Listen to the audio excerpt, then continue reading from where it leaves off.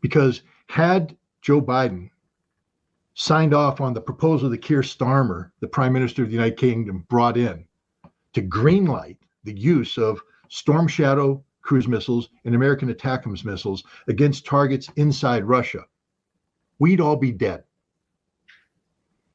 because it would have triggered a nuclear war. The Russians said, from Vladimir Putin to the ambassador at the United Nations to the Russian ambassador here in the United States, that this would be an act of war. In fact, the Russian ambassador at the United Nations, in session with the Security Council, said it will be a declaration of war. And I believe there was a back channel communication, because all of that wasn't resonating. There was a final back channel communication, the content of which I don't know, but I think I know. And I think they said, these are the targets we're going to hit. And the decision's been made. If you do this, this is automatic. You can't stop it. That's why Biden was so mad. Did you see him at his when you get ready to meet with Starmer? Because he was ready. They were ready. They had it all together. Starmer brought the big red box with all the documents. They were going to sign off on this thing because Russia's bluffing. Russia's bluffing. Russia's bluffing. Russia wasn't bluffing. And someone said, what do you think about Putin's thing? I don't give much mind to Putin. Look at that angry old man. You know why he was angry? Because he was humiliated by the Russians.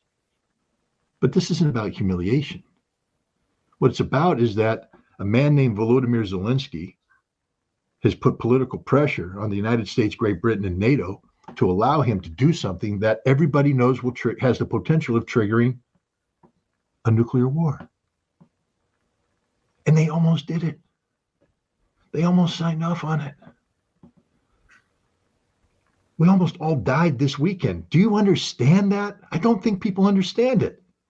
72 minutes is all it takes from the initiation of the first action to the end of the world. 72 frickin' minutes.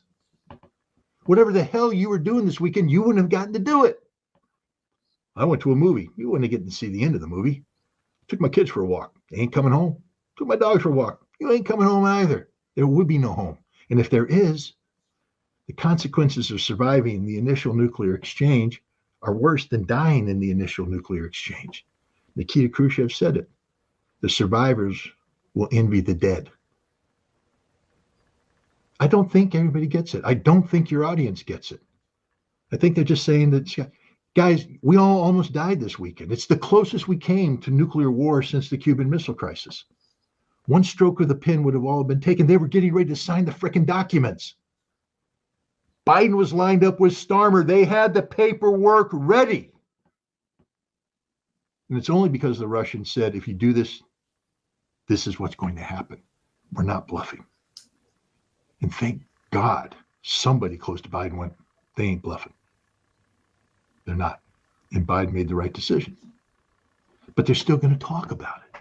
Now you're going to go up in the General Assembly and talk about it. Zelensky's going to come here and talk about it. How much longer are we going to allow this insane man in Kiev to hold the fate of the world in his hands? When are we going to take charge and say, oh, we don't want to die. I want to go to the movies. I want to walk the dogs. I want to play with my kids. I want to live. Because that's what this is about. This isn't stupid academic parlor games with, drunk people in the back room smoking cigars going, well, the Russians are bluffing. Well, historically speaking, blah, blah, blah. No, they're not bluffing.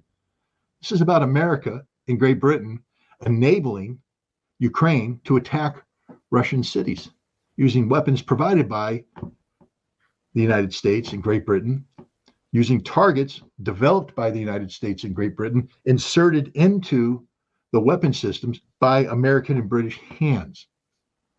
People need to understand, ATACMS can't be launched. It's a GPS-guided system, GPS and inertial guidance system. But if it's GPS, commercial GPS, like we all use, well, maybe Scott, I got a Garmin. Great. You got a single signal between you and the Garmin, and I can jam it anytime I want, and then you're stupid. You don't have anything. You have to use military-grade GPS. That's 2 signals. In order to make those signals work, they're encrypted. You have to be able to decrypt them. So there's a little device that gets plugged in there, and you have to load in the encryption. Only Americans and NATO get to do that. Part of a schedule published by the National Security Agency. So before each ATACMS can be used to launch, to make sure that its GPS doesn't get jammed, an American or NATO hand has to load up the encryption. That means that we're making this possible. That missile can't hit Russian territory without an American hand. The Russians are going, that means you're attacking us. Literally, it means you're attacking us. You're a party to the conflict. With the Storm Shadow, it's even more. It uses GPS, again, that whole encryption thing we just talked about. It uses an inertial navigation system, but it also uses something called terrain, basically terrain following, TERCOM. And this is maps made by the United States, only the United States, of the terrain maps with all the features. We block that in, and then we have to program in more refined things. This is all done targeting. We have a targeting cell. There's a name for it. I forget it. But we have them in the Pacific. We have them in the Atlantic. We have them in the United States. The targeting cell is responsible for different parts of the world. And what it does is if you want to hit a target, it will then do a couple things. It's going to pick the route that you need to fly to avoid terrain features. You don't want to run into buildings, pylons, mountains, etc. You're going to pick the route, but you're also going to overlay it, the intelligence that where enemy air defense systems are. You're going to go around that. Only we have this. Only we're capable of putting it all together into a target package that we designed. The Ukrainians can say this is the target we want to hit, but to hit that target, we have to build the target package. And then it gets sent encrypted, by the way. I know that's inconvenient, but it's sent encrypted on the ground to the people near the missile who aren't Ukrainians. They're not, because Ukrainians aren't allowed to be anywhere near this encryption. And then it gets loaded into this missile by these non-Ukrainian hands, probably hands that say made in Great Britain or made in America, because it's American targeting data, baby. We developed the target. And then it's loaded on and it's fired. To do a target like this, you need 24 to 48 hours minimum to plan. This isn't a spontaneous target. That means that the United States for 24 to 48 hours is planning a literal attack using a NATO weapon against Russian target. We're the parties to the conflict. And Vladimir Putin said, we know this. You say, well, how does he know it? Scott Ritter, you gave away national secrets. No, everything I just said is publicly. It's in the public domain. But the Russians have, just so you know, captured intact the ATACMS warhead to include the guidance. They found the port. They know what that port's for. It's where the targeting, the GPS encryption's put in, because they pulled out the chips and they were able to read it and they reverse engineer it and they got it all. They know everything. They captured intact the Storm Shadow. They know everything. They were able to reverse engineer it. They know this. So when Putin says, we know how this works, he's not guessing. He's not going off of open source intelligence. The Russians know this and confirmed it. He knows without a shadow of doubt that if that is used to hit a Russian target, an American or British hand touched it. It was planned in the United States, and he's not going to let that happen. We wouldn't let that happen. Imagine if Russia gave Mexico a bunch of missiles that Russia targeted, used Russian satellites, and gave it to the Mexicans, to the cartel or somebody, and said, hit Denver. And boom, Denver blows up. And Russia says, no, it was the Mexicans that did it. No, it wasn't. You did it. You gave them the weapon. You gave them the intelligence. You loaded it in. And you helped them fire it. We blame Russia. Well, that's what Russia just did. They blamed us. Rightfully so. You know, and Antonov made one of the final points, because the first thing is Putin said it. He said it on Thursday. That still wasn't good enough. Starmer showed up with the damn briefcase. They were going to sign these documents because they don't trust Putin. So the UN ambassador, the Russian ambassador, UN in session, said this will be a declaration of war. And they still went, he's bluffing. He's bluffing, man. That's just bluff. Anatoly Antonov. I saw him Friday night. I went to the Russian embassy on Friday night to attend a cultural event, a piano concert. Rimsky-Korsakov, and other Russian composers. Part of the ongoing effort of the Russian embassy to sort of, show people the culture of Russia, so that they say, well, maybe the Russians aren't just brutal savages. But he was sort of distracted, and I would say not on his diplomatic game. Why? Because he had to give an interview prior to this on instructions from his government to tell the United States that if they sign off on this, remember, he's the Russian ambassador. He's responsible for the Russians in the United States, that Russia will attack the United States. Russia will attack the United States. That's the message he sent. Russia will attack the United States. And now you're the Russian ambassador at a cultural event going, I hope those bastards heard what I said. Because if they didn't, this all ends. I mean, and that didn't work. They still think he's bluffing. So I think one more phone call was made. And that's where the back channel was used. Thank God for the back channel. You know, the back channel saved our ass during a Cuban Missile Crisis. I think it saved our ass now because still we don't believe him. Anatoly Antonov said things before. We just say, well, he's the ambassador taking instructions, bluffing. The Russian ambassador to the United Nations has said things before, just bluffing. Putin, just bluffing. Somebody made a phone call on Friday that said, we're not bluffing. And the phone call contained enough substance to convince the receiver that they weren't bluffing. Was this at the Pentagon level? Was this done at the CIA? I don't know. What I do know is there's somebody right now in the American media that knows this. But why aren't they saying this? This is information we, the people, we need to know now. We need to know why Biden backed down. We need to know that Biden was shown evidence that said Russia will go to war against the United States if you do this. Why do we need to know that? So we understand the consequences the next time loudmouth and Zelensky starts begging for permission to use long-range missiles. We, the people that don't want to die, need to shout down, don't listen to him, get rid of him, disregard him. We're not going to die for Ukraine. We are not willing to die for Ukraine. I'm not putting my family's lives on the line for Ukraine. That isn't going to happen. The story will come out. Mark my words, sometime in December, January, before whoever got elected gets sworn in, if we're still alive then, somebody will release, what happened, the inside story of how Biden backed down, blah, blah, blah, blah, blah, blah, blah. But by then it won't matter. Now it matters. Right now it matters. We need to know this. Why did the president change his mind? We need to know that the Russians aren't bluffing. We need to know this so that all the pundits on American TV can be put on notice. Stop selling my death. I don't want to die. Not for Ukraine, not for Zelensky, not for this insanity that's going on in Europe today. And I hope everybody who's watching the show reaches the same conclusion. I don't want to die. You shouldn't want to die. Your family shouldn't have to die because of the stupidity of the West's approach to Ukraine. No matter where you stand on how this conflict started, I believe that Russia's on the right side of history, but you can say that Russia's not on the right side of history. What you have to understand is that Russia isn't losing this war. They're not going to. I mean, Olaf Scholz got that signal from the head of Kazakhstan, who said Russia is militarily invincible right now. You're not going to beat them. But let's just break this down even further. Russia's a nuclear power.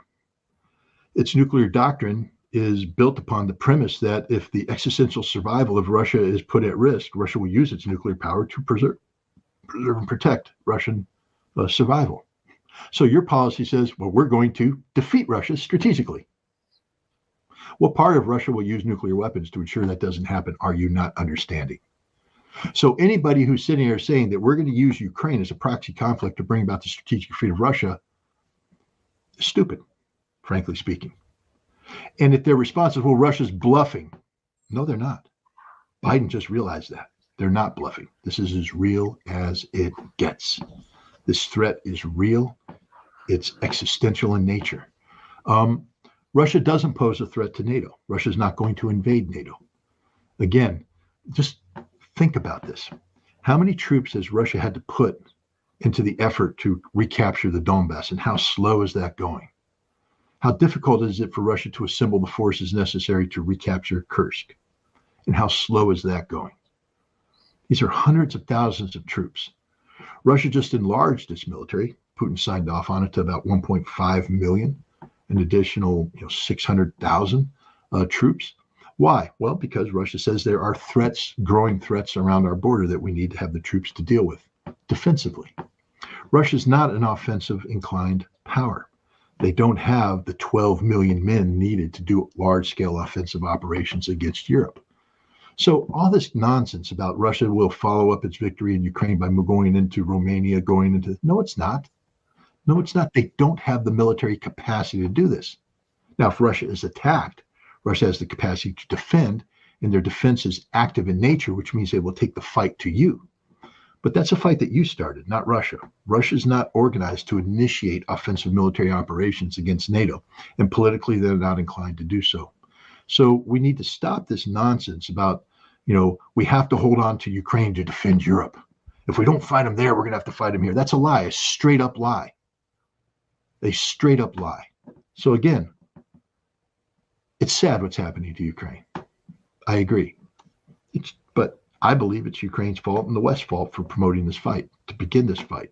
Didn't have to have a coup in 2014, didn't have to disregard Minsk, didn't have to ignore the Russian efforts in December 2021 for a new peace framework. You didn't have to do any of the things that we did. We didn't have to get in the way of the peace proposal that was ready to be implemented on April 1st, 2022. There are so many things we didn't have to do, but we did it, and we've lost. It's a failure. We're not going to win this war. It's done. There are 100,000 of more Ukrainians are going to die the longer this goes. You might kill a couple, maybe 100,000 more Russians. Yay. But you didn't win. Russia's not defeated. Ukraine will lose. That's the ultimate outcome. It's going to happen. Be adults about it. Accept a defeat and figure out how do we mitigate the consequences of this defeat to pursue a policy that doesn't result in nuclear war. And you can only do that by beginning to have negotiations with the Russians.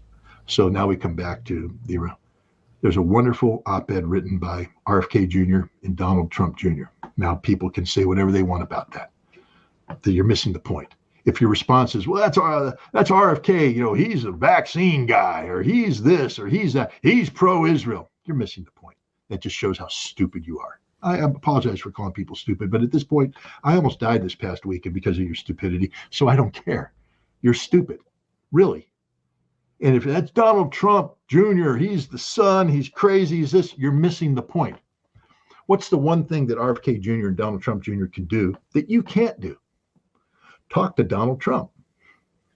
You see, because ultimately it's only Donald Trump's opinion that matters when it comes to Trump world. Wouldn't it be nice if what they wrote reflects the thinking that might be going on inside Camp Trump, when he's not getting assassinated or attempted assassination? What if Trump is actually thinking about how to bring an end to this war? How to prevent a nuclear war? I just want to remind you, we almost died past week because the current president's not thinking like that. And his hand-picked candidate, Kamala Harris, isn't thinking like that. Now, what if Donald Trump is thinking like that? You're still going to say, well, I don't want to vote for Trump. Okay, it's not election day. But wouldn't it be nice to have one side say, I'm looking to prevent a nuclear war, and have people say, this is a very important issue because we don't want to die. And suddenly Kamala Harris goes, whoa, how'd this become an issue? How'd this become an issue? People are talking about something that we weren't even thinking. It wasn't on our radar. We're gonna have the most lethal military in the force, and we're going to continue to stand up to Putin. Her support goes down. She realizes the American people are serious about not having a nuclear war with Russia. And so she turns around and says, we got to change our policy. We got to mirror this, because she's done that before. You've seen she takes Trump's policies because they're popular and she makes them her own. So what if Kamala Harris made stopping a nuclear war her own policy? But now she has to do things. She has to turn to Biden and say, hey, you got to support me on this. Maybe send Blinken to Moscow. Maybe talk about New START treaty and how we can keep that alive. Maybe tone down the stupidity about long-range strike capabilities for Ukraine. Maybe tell the Ukrainians that they lost the war and grow up and get the best possible. Do something, because this has become an issue that's going to play out on November 5th. And now we have two sides. And what if they get in a bidding war? Who's going to be the best to stop a nuclear war with Russia? And now they start going back and forth. And next thing you know, peace is broken out all over. It ain't a pretty path to it, but it's a hell of a lot better. I just want to again remind you, we almost died on Saturday. It's not a joke, people. It almost happened. If Biden had signed off on that piece of paper with Keir Starmer on Friday in the White House, as he was planning to do, the paper that Karmer brought over in his little red box, you saw the photograph of him coming off the airplane carrying his little red official diplomatic communications, His Majesty's communications. That box contained the death warrant for you. For you. So stop being stupid about this. There's only one issue that matters come election day. Scott, Israel matters. Not if you're dead. Scott, abortion matters. Not if you're dead. Scott, my Second Amendment right. Not if you're dead.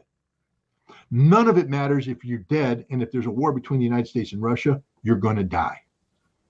Stopping this war is the number one priority and has to be the number one priority of anybody who loves their country, loves their family, loves their kids, loves their dogs, loves going to the movie, loves enjoying life. Because if you had a good weekend, understand that you almost didn't. You were that close, one stroke of the pen from making that the worst weekend in your life. For many of you, it would have been a very short life because you would have died in a nuclear holocaust. For the rest of you, you would have been praying that you died in a nuclear holocaust as you watch disease befall your family, the people that you love starve to death, die of disease, as you watch your communities fall apart into chaos and anarchy. You kill your neighbor to get the food in their refrigerator. You have to kill your dog and eat your dog because you're out of food or because you don't want to see your dog suffer. You have to leave your home because you can't live anymore and start trudging through this nuclear wasteland. That's your future, ladies and gentlemen. That's your future. It's not a game. It's as real as it gets. So why don't you do something to stop it by maybe saying, hey, the ideas that are in that op-ed piece published in The Hill by RFK Jr. and Donald Trump Jr., we may not agree with those two people individually, but we agree with the concept of doing what's necessary to stop a war. It's not a surrender to Russia. Russia's not threatening to do anything other than make us listen to Rimsky-Korsakov music. Okay, that's what I had to do Friday night. I'm a rock and roll guy, but I went to listen because I wanted to send a signal that it's okay to listen to Russian music. It's okay to meet with the Russians. They're good people. It's okay to be humans with Russians. That's a future that we can all accept. It's not about Russia occupying us, dominating us, winning against us. They don't want that. They're not seeking that. They just want to live peacefully with us in an environment that says they appreciate who we are and we appreciate who they are. And there's no need for us to be killing one another. That's the world I want to live in. That's called World War III. Okay?